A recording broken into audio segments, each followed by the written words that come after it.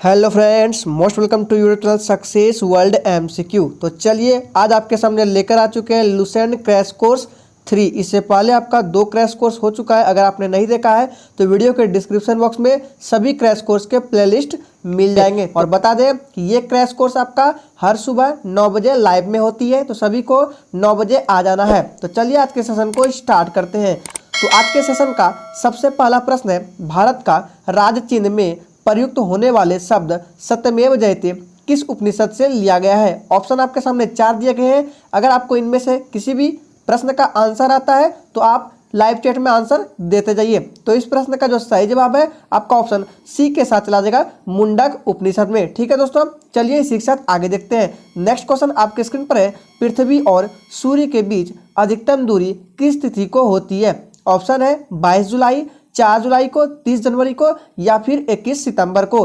चलिए जल्दी जल्दी से लाइव चैट में आंसर करेंगे।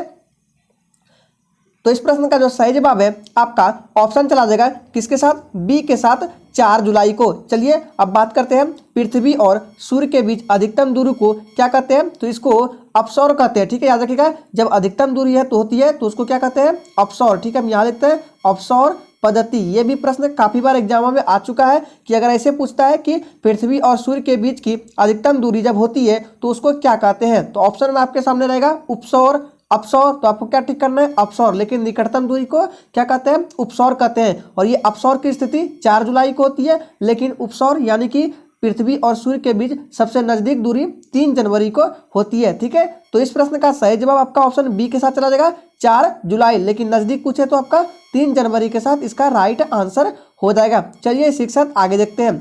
अगला प्रश्न स्क्रीन पर है, राणा प्रताप सागर संबंधित है सौर ऊर्जा से, सिंचाई से, नाभिकीय ऊर्जा से या डी जल विद्युत से। अगर आप चैनल पे नए हैं तो प्लीज चैनल को सब्सक्राइब करके साथ में बेल आइकन को भी प्रेस कर लेंगे ताकि आपसे एक भी क्रैश कोर्स छूटे ना। अगर आपको ये सेशन अच्छा लगा है तो प्लीज सेशन को भी सभी लोग लाइक कर देंगे। और बता दें ये लुसेंट क्रैश कोर्स आपके लिए काफी इंपॉर्टेंट है। तो इस लुसेंट क्रैश कोर्स में आज तक जितने भी कॉम्पिटेटिव एग्जाम हुए हैं उन एग्जामों में लुसेंट से जितने भी प्रश्न आए हैं उन सभी को कवर करेंगे और आने वाले एग्जाम में जितने भी प्रश्न बन सकते हैं उनको देखा जाएगा। ठीक है, तो इस प्रश्न का सही जवाब आपका ऑप्शन डी के साथ चला जाएगा, जल विद्युत से। और ये राणा प्रताप सागर आपका कहाँ है, तो राजस्थान में है। ठीक है, याद रखिएगा कहाँ पर है, राजस्थान में आपका राणा प्रताप सागर। ठीक है, चलिए इस शिक्षण आगे देखते हैं। नेक्स्ट है, प्लेग किससे होता है, जीवाणु, प्रोटोजोआ, विषाणु या डी इनमें से सभी। और बता दें कि जैसे ये क्रैश कोर्स खत्म होगा आपको पूरे 45 सेट का पीडीएफ प्रोवाइड कराया जाएगा। ठीक है दोस्तों, वो भी बिल्कुल फ्री में। तो इस प्रश्न का सही जवाब आपका ऑप्शन चला जाएगा किसके साथ, जीवाणु से। याद रखिएगा प्लेग किससे होता है, तो जीवाणु से आपका प्लेग होता है। चलिए इसी के साथ आगे देखते हैं। अगला प्रश्न स्क्रीन पर है, कायदे आजाद किसे कहा जाता है, भगत सिंह, महात्मा गांधी, जवाहरलाल नेहरू या D Mohammad Ali Jinnah. Most important प्रश्न है तो इसको ध्यान में रखना है। तो इसका जो सही जवाब है आपका ऑप्शन डी के साथ चला जाएगा, मोहम्मद अली जिन्ना को क्या कहा जाता है, कायदे आजाद। ठीक है, तो ऑप्शन डी इस प्रश्न का सही जवाब हो जाएगा। चलिए आगे देखते हैं। नेक्स्ट क्वेश्चन स्क्रीन पर है, रेबीज क्या है, जीवाणु जनित रोग, प्रोटोजोआ जनित रोग, विषाणु जनित रोग या डी कृमि जनित रोग। तो इसका राइट आंसर आपका ऑप्शन चला जाएगा किसके साथ, सी के साथ, विषाणु जनित रोग। याद रखिएगा रेबीज क्या आपका विषाणु जनित रोग है। ठीक है, विषाणु मतलब इसका इंग्लिश में वायरस कहते हैं। और वायरस का खोज किसने की, तो इवानोवस्की ने वायरस की खोज की और वायरस के अध्ययन को वायरोलॉजी कहते हैं। हालांकि इस प्रश्न का राइट आंसर आपका ऑप्शन सी के साथ चला जाएगा, विषाणु जनित रोग। चलिए आगे देखते हैं। नेक्स्ट क्वेश्चन है, बीसीजी का टीका कितनी उम्र में लगाया जाता है। सोच समझ के लाइव चैट में आंसर करते जाइए।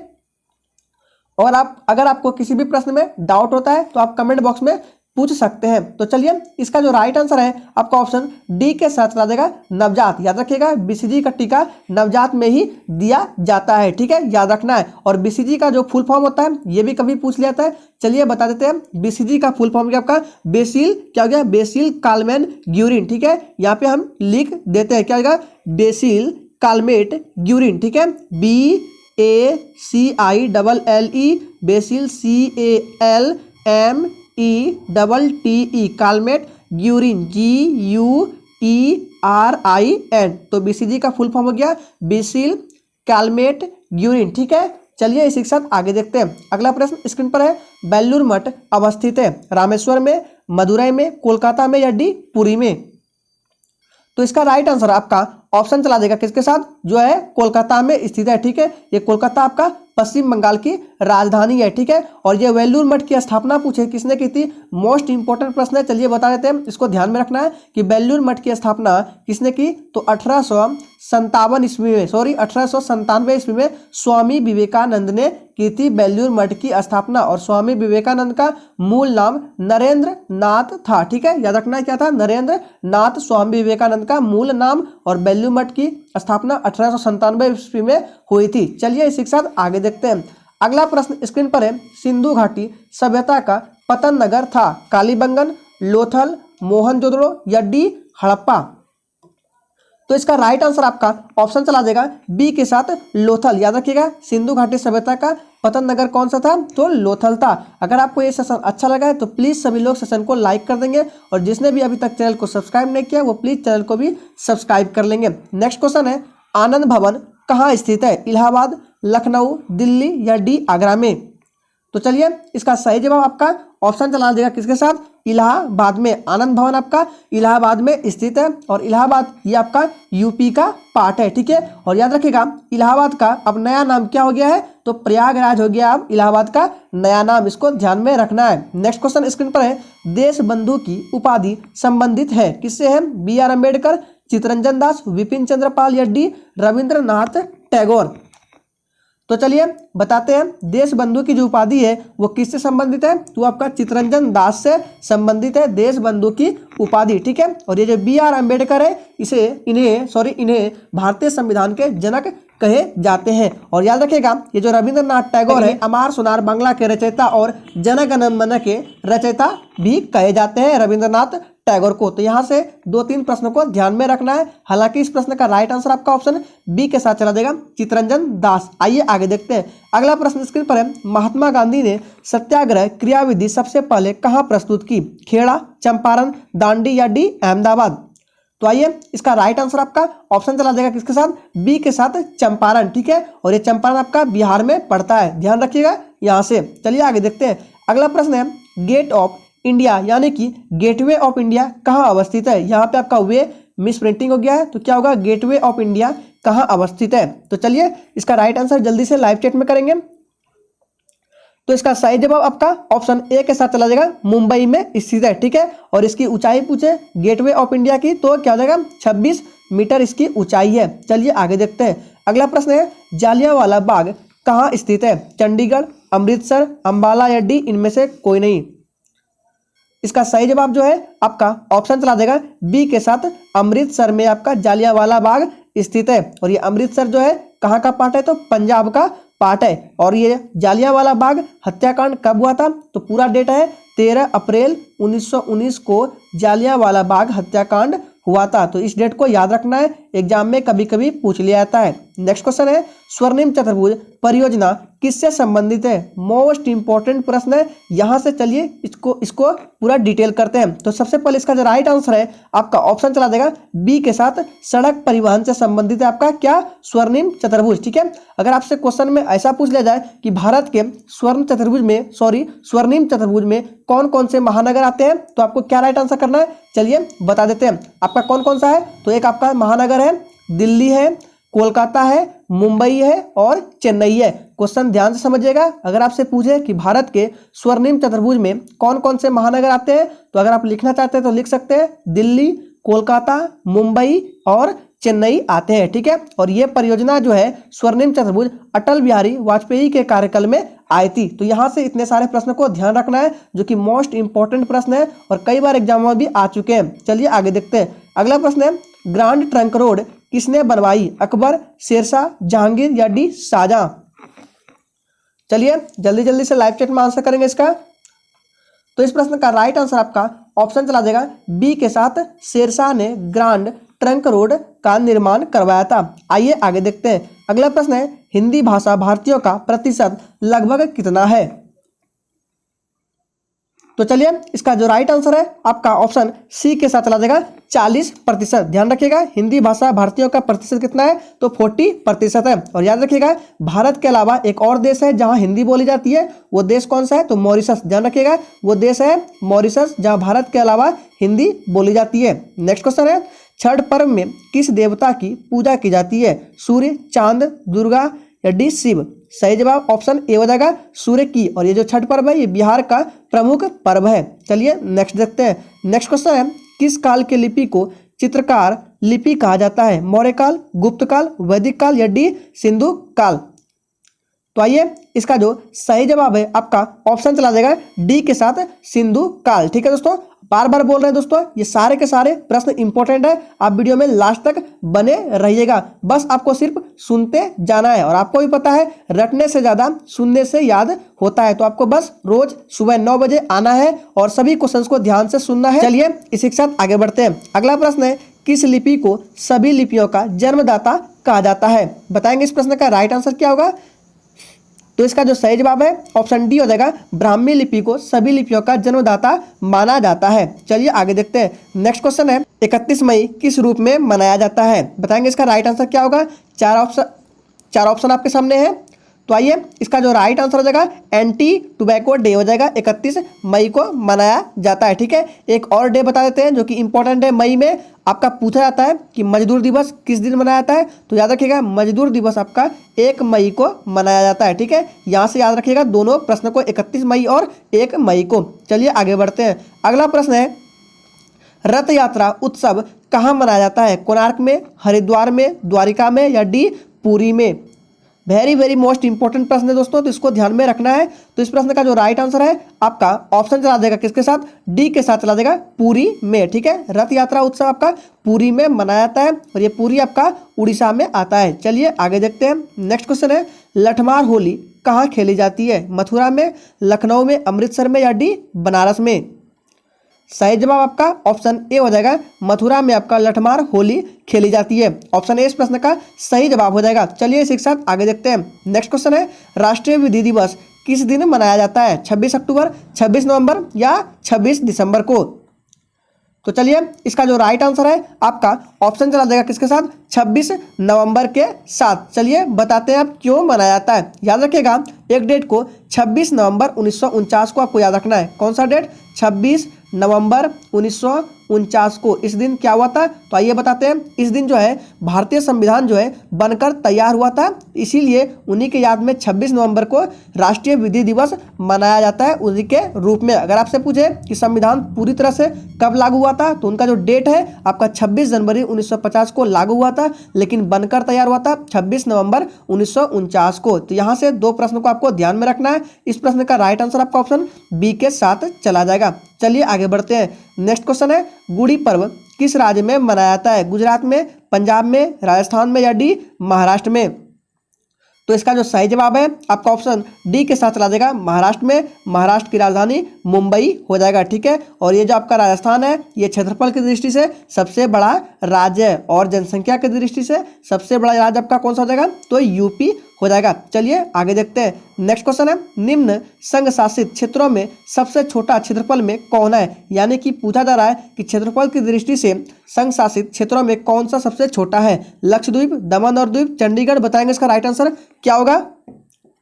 तो चलिए इस प्रश्न का जो सही जवाब है आपका ऑप्शन चला देगा किसके साथ, ए के साथ चला देगा लक्षद्वीप। याद रखिएगा लक्षद्वीप जो है क्षेत्रफल की दृष्टि से सबसे छोटा संघ शासित क्षेत्रों में आता है। ठीक है, और इसकी राजधानी पूछे लक्षद्वीप की तो क्या हो जाएगा, कवरत्ती इसकी राजधानी हो जाएगा। Next question red Cliff line किन दो देशों के बीच सीमा रेखा है, भारत चीन, भारत और बांग्लादेश, भारत पाकिस्तान या डी भारत और भूटान। तो चलिए इसका जो राइट आंसर है आपका ऑप्शन चला देगा किसके साथ, सी के साथ, भारत और पाकिस्तान के बीच ये सीमा रेखा है रेड क्लिफ लाइन। ठीक है, और रेड क्लिफ जो रेखा है ये कब खींचा गया था, तो उनका डेट है 17 अगस्त 1947 को रेड क्लिफ रेखा खींचा गया था। किनके द्वारा, सर सिरिल रेडक्लिफ के द्वारा। चलिए आगे देखते हैं। नेक्स्ट क्वेश्चन है संसार का सबसे बड़ा आर्द्र महाद्वीप कौन सा है, एशिया, यूरोप, उत्तरी अमेरिका या डी दक्षिणी अमेरिका। तो चलिए इसका राइट आंसर आपका ऑप्शन चला जाएगा डी के साथ दक्षिणी अमेरिका, ठीक है। संसार का सबसे बड़ा आर्द्र महाद्वीप है दक्षिणी अमेरिका, ठीक है। और टोटल महाद्वीप जो है 7 है, ठीक है। कुल महाद्वीप कितने हैं? तो 7 कुल महाद्वीप है। नेक्स्ट क्वेश्चन है, भागवत धर्म के प्रवर्तक कौन थे? बताएंगे इसका राइट आंसर क्या होगा। तो इस प्रश्न का सभी लोग जानते हैं, ऑप्शन ए के साथ चला जाएगा, कृष्ण थे। नेक्स्ट क्वेश्चन है, भारत निम्न में से किस गोलार्ध में स्थित है? ये काफी इंपॉर्टेंट प्रश्न है। चलिए आइए इसको एक्सप्लेन करते हैं। तो पहले बताएंगे इसका राइट आंसर क्या होगा। तो ये इसका जो राइट आंसर है आपका ऑप्शन चला जाएगा किसके साथ? ए के साथ चला जाएगा, उत्तरी और पूर्वी में। ये आपका वर्ल्ड का मैप है, हमने बीचों बीच काट दिया। तो आपका भारत कहाँ पे आता है? तो भारत आपका यहाँ पर आता है, ठीक है। ऊपर आपका क्या होता है? नॉर्थ होता है, उत्तर होता है, और इधर क्या होता है? पूरब होता है। तो भारत आपका यहाँ है, तो ये क्या हो जाएगा आपका? उत्तरी पूर्व, ठीक है। तो ध्यान रखिएगा, भारत आपका उत्तरी पूर्वी गोलार्ध में स्थित है। ये प्रश्न काफी बार रिपीट हुए हैं, तो इसको ध्यान में रखना है विशेषकर। नेक्स्ट क्वेश्चन स्क्रीन पर है, दिलवाड़ा मंदिर कहाँ स्थित है? पुरी, माउंट आबू, हम्पी या डी द्वारिका में? अगर आपने अभी तक सेशन को लाइक नहीं किया है तो प्लीज सभी लोग एक बार सेशन को लाइक कर देंगे और सभी दोस्तों के साथ शेयर भी कर देंगे। तो इस प्रश्न का सही जवाब आपका ऑप्शन चला जाएगा बी के साथ, माउंट आबू, ठीक है। और ये माउंट आबू आपका कहाँ पर है? तो राजस्थान में है। चलिए आगे देखते हैं। नेक्स्ट क्वेश्चन है, स्वामी नारायण मंदिर यानी कि अक्षरधाम कहाँ पर है? बताएंगे इसका राइट आंसर क्या होगा।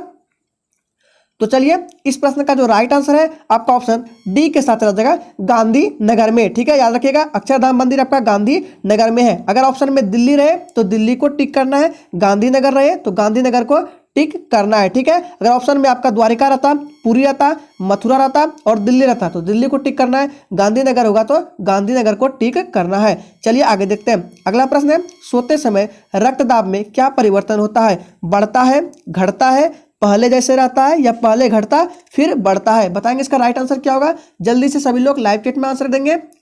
तो इसका जो सही जवाब है आपका ऑप्शन चला जाएगा किसके साथ? घटता है। याद रखिएगा, सोते समय रक्तदाब जो है, ब्लड प्रेशर क्या होता है? घटता है। नेक्स्ट क्वेश्चन स्क्रीन पर है, नेफ्रॉन किससे संबंधित है? गुर्दा, मस्तिष्क, फेफड़ा या डी हृदय? तो याद रखिएगा, इस प्रश्न का जो सही जवाब है आपका ऑप्शन ए के साथ चला जाएगा, गुर्दा, ठीक है। और ये जो गुर्दा है किडनी को कहा जाता है, किडनी को ही गुर्दा कहा जाता है। और नेफ्रॉन जो है गुर्दे की कार्यात्मक इकाई है। अगर आपसे क्वेश्चन में पूछे कि नेफ्रॉन किसकी इकाई है तो गुर्दे की कार्यात्मक इकाई है। इस प्रश्न का राइट आंसर आपका ऑप्शन ए के साथ चला जाएगा। चलिए आगे देखते हैं। अगला प्रश्न है, 1857 की क्रांति का चिन्ह क्या निश्चित किया गया था? बताएंगे इसका राइट आंसर क्या होगा। तो चलिए इस प्रश्न का जो सही जवाब है आपका ऑप्शन ए के साथ जाएगा, कमल एवं चपाती था, ठीक है। 1857 की क्रांति का चिन्ह, ठीक है, क्या था? कमल एवं चपाती। चलिए इसी के साथ आगे बढ़ते हैं। नेक्स्ट क्वेश्चन स्क्रीन पर है, स्वामी विवेकानंद का वास्तविक नाम था? कृष्णदत्त, नरेंद्रनाथ दत्त, बटुकेश्वर दत्त या सुरेंद्रनाथ दत्त? तो चलिए इस प्रश्न का राइट आंसर आपका ऑप्शन चला जाएगा किसके साथ? ऑप्शन बी के साथ चला जाएगा, नरेंद्रनाथ दत्त। याद रखिएगा, मोस्ट इंपॉर्टेंट प्रश्न है। स्वामी विवेकानंद का वास्तविक नाम नरेंद्र दत्त नाथ था, ठीक है। और इन्होंने, स्वामी विवेकानंद ने 1893 ईस्वी में शिकागो धर्म सम्मेलन में भाग लिया था। याद रखिएगा, 1893 डेट को, इस डेट में क्या हुआ था? तो स्वामी विवेकानंद ने 1893 में शिकागो में धर्म सम्मेलन में भाग लिया था। नेक्स्ट क्वेश्चन है, तानसेन का मूल नाम क्या था? बाज बहादुर, रामतनु पांडे, मकरचंद पांडे या डी इनमें से कोई नहीं? तो इसका जो सही जवाब है आपका ऑप्शन बी के साथ चला जाएगा, रामतनु पांडे। और तानसेन का जन्म पूछे तो मध्य प्रदेश के ग्वालियर में हुआ था तानसेन का जन्म। नेक्स्ट क्वेश्चन है, त्यागराज कौन थे? वैज्ञानिक, नर्तक, राजनीतिक या संगीतज्ञ? तो इसका जो सही जवाब है आपका ऑप्शन डी के साथ चला जाएगा, संगीतज्ञ। और याद रखिएगा, संगीत के क्षेत्र में कौन सी अवार्ड दी जाती है? तो संगीत के क्षेत्र में आपका ग्रैमी अवार्ड दिया जाता है। और विज्ञान के क्षेत्र में कलिंग अवार्ड दिया जाता है। यहाँ से आपको 2 अवार्ड को याद रखना है, ग्रैमी अवार्ड और कलिंग अवार्ड। ग्रैमी अवार्ड संगीत के क्षेत्र में और कलिंग अवार्ड विज्ञान के क्षेत्र में दिया जाता है। चलिए इसी के साथ आगे बढ़ते हैं। अगला क्वेश्चन है, किस महाद्वीप में ज्वालामुखी का सर्वथा अभाव है? यानी कि किस महाद्वीप में एक भी ज्वालामुखी नहीं है? एशिया, यूरोप, ऑस्ट्रेलिया या डी अंटार्कटिका? तो चलिए इसका जो राइट आंसर है आपका ऑप्शन चला देगा सी के साथ, ऑस्ट्रेलिया, ठीक है। इस महाद्वीप में एक भी ज्वालामुखी नहीं है और ऑस्ट्रेलिया की राजधानी कैनबरा हो जाएगा, ठीक है दोस्तों। चलिए आगे बढ़ते हैं। नेक्स्ट क्वेश्चन है, ऑस्ट्रेलिया महाद्वीप से होकर कौन सी अक्षांश रेखा गुजरती है? कर्क रेखा, मकर रेखा, विषुवत रेखा या डी इनमें से कोई नहीं? तो इस प्रश्न का जो राइट आंसर है आपका ऑप्शन चला जाएगा बी के साथ मकर रेखा। याद रखिएगा, ऑस्ट्रेलिया महाद्वीप से होकर मकर रेखा गुजरती है और ये जो कर्क रेखा है किस देश से होकर गुजरती है बीचों बीच, तो भारत के बीचों बीच आपका कर रेखा गुजरती है। और भारत के कितने राज्यों से होकर गुजरती है, याद रखना है आपको 8 राज्यों से होकर भारत में कर्क रेखा गुजरती है। ठीक है दोस्तों, यहां से इतने सारे प्रश्न को याद रखना है कि ऑस्ट्रेलिया महाद्वीप से होकर मकर रेखा और भारत के बीचों बीच से होकर कर्क रेखा गुजरती है और कितने राज्यों से होकर, तो 8 राज्यों से होकर गुजरती है। चलिए आगे देखते हैं। अगला प्रश्न स्क्रीन पर है, औद्योगिक क्रांति सर्वप्रथम किस देश में हुई, जर्मनी, फ्रांस, अमेरिका या डी इंग्लैंड। तो इसका जो सही जवाब है आपका ऑप्शन चला जाएगा किसके साथ, डी के साथ चला जाएगा, इंग्लैंड। ठीक है, और याद रखिएगा इंग्लैंड की राजधानी लंदन। नेक्स्ट क्वेश्चन है, सर्वोच्च न्यायालय की व्यवस्था भारतीय संविधान में किस देश से लिया गया है, ब्रिटेन के, जापान के, अमेरिका या डी दक्षिण अफ्रीका। तो चलिए इसका राइट आंसर आपका ऑप्शन सी के साथ चला जाएगा। ये जो लिया गया है अमेरिका के संविधान से लिया गया है। अमेरिका की राजधानी वॉशिंगटन डीसी हो जाएगा। चलिए आगे देखते हैं। नेक्स्ट क्वेश्चन है, संघात्मक शासन व्यवस्था को सर्वप्रथम किस देश ने अपनाया, बताएंगे इसका राइट आंसर क्या होगा। अगर आपने अभी तक चैनल को सब्सक्राइब नहीं किया तो प्लीज चैनल को सब्सक्राइब कर लेंगे और जिसने भी सेशन को लाइक नहीं किया प्लीज सेशन को भी लाइक कर देंगे। तो चलिए इसका जो राइट आंसर है आपका ऑप्शन चला जाएगा किसके साथ, सी के साथ, कनाडा। ठीक है, संघात्मक शासन व्यवस्था को सर्वप्रथम किस देश ने अपनाया, तो कनाडा ने। और कनाडा की राजधानी पूछे तो क्या हो जाएगा, ओटावा हो जाएगा। अगर आपसे एक प्रश्न पूछ लिया जाए कि नीति निर्देशक तत्व किस देश से लिए गए, यानी कि किस देश के संविधान से, तो आपको क्या राइट आंसर करना है, आयरलैंड। याद रखिएगा नीति निर्देशक तत्व भारत के संविधान में आयरलैंड के संविधान से लिए गए। ठीक है, याद रखिएगा ये प्रश्न को, क्योंकि ये प्रश्न एग्जाम में भी पूछे जा चुके हैं। नेक्स्ट क्वेश्चन है, राष्ट्रीय एकता दिवस किस दिन मनाया जाता है, 19 नवंबर, 2 जून, 14 जुलाई या डी 2 अक्टूबर को।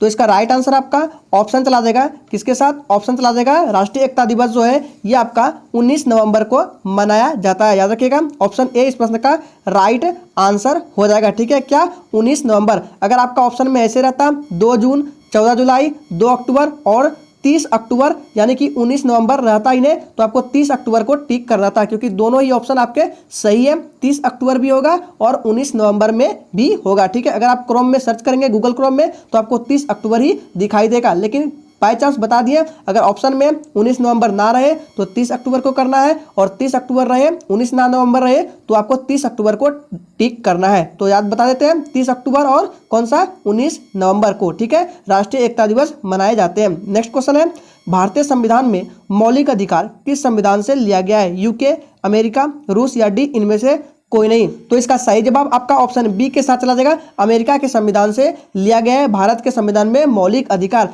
अगर आपसे पूछे कि मूल संविधान में कितने मौलिक अधिकार थे, तो 7 मौलिक अधिकार थे। अभी कितने हैं, तो अभी 6 मौलिक अधिकार है। तो आज के सेशन में टोटल 45 प्रश्न थे। उम्मीद करेंगे आपको ये सेशन अच्छा लगा होगा।